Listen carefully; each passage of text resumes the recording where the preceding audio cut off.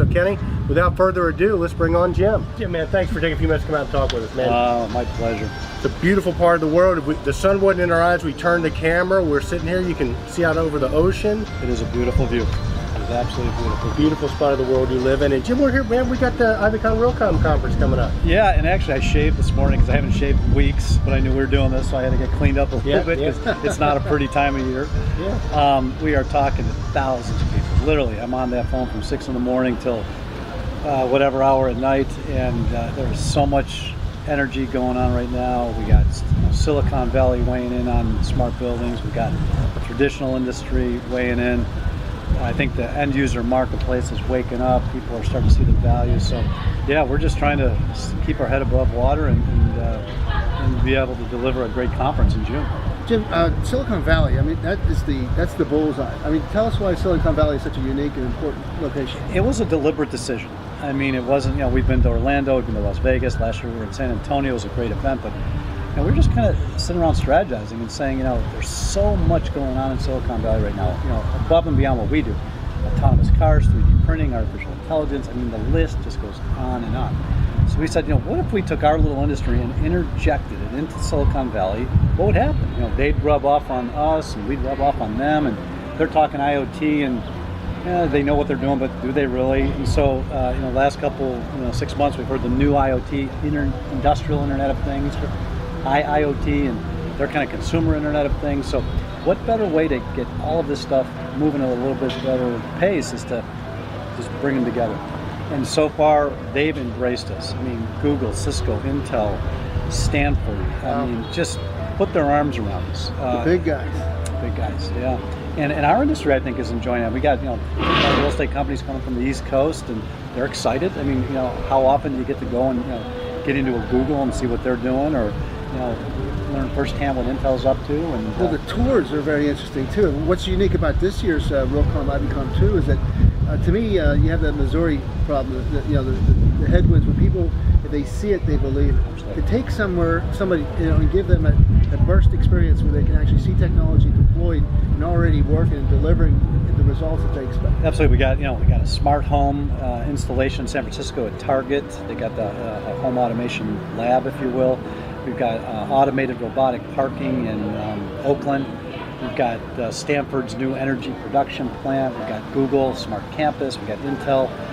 Yeah, I mean, they're doing, not necessarily our sweet spot, smart buildings, but all these things are going to impact us. And so, again, if you go in there and you see it and you go, okay, this is not 10 years away, it's today. And believe me, Silicon Valley, they operate at a whole different pace than we do. Oh yeah. Whole different pace, which I think is good. I mean, if we can learn something from them and them from us, why not? Well, tell our listeners a little bit. If you haven't been to RealCom IBCon, as far as Kenny and I are concerned, it's an absolute must.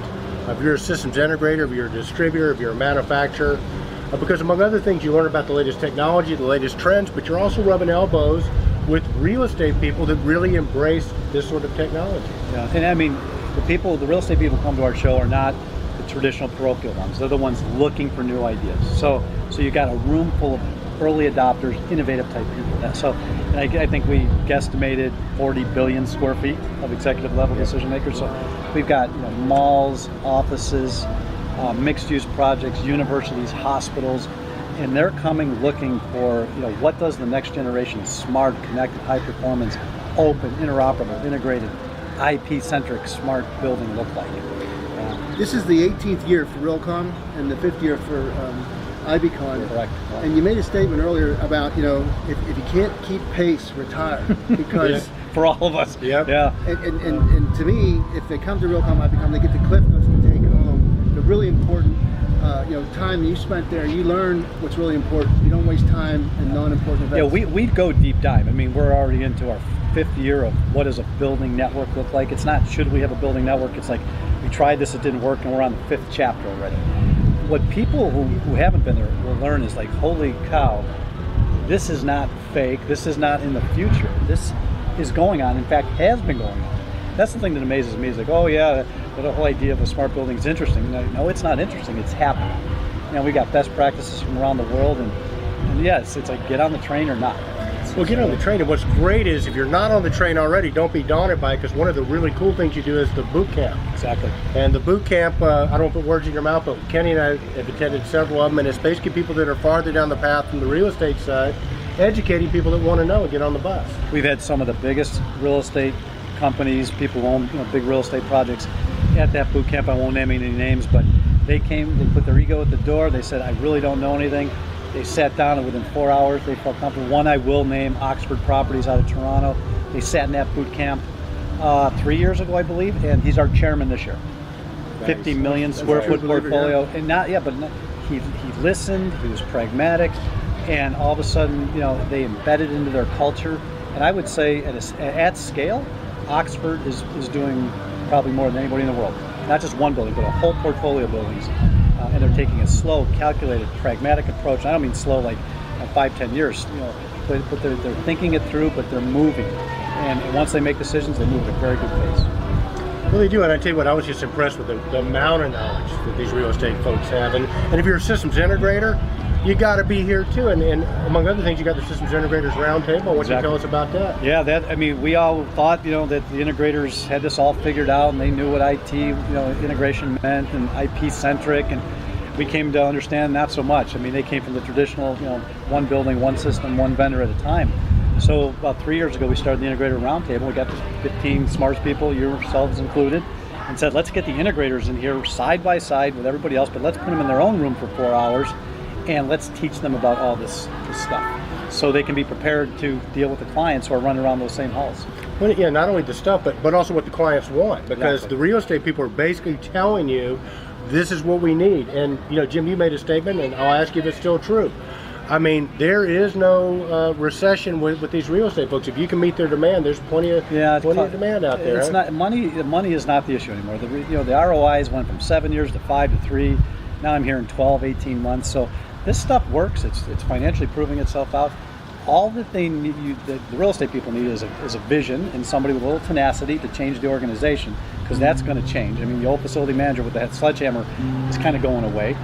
But if you've got that one person and you've got the tenacity and the vision, you're going to do fine.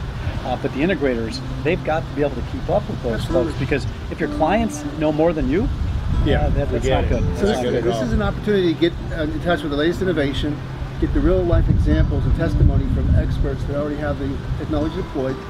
You got the collaboration. More happens at these meetings. I think I've seen more professional developments with companies merge or come together and synergize in some way. I've seen people meet other people and actually change careers. This is the ball where the most enchantment in our industry ever happens.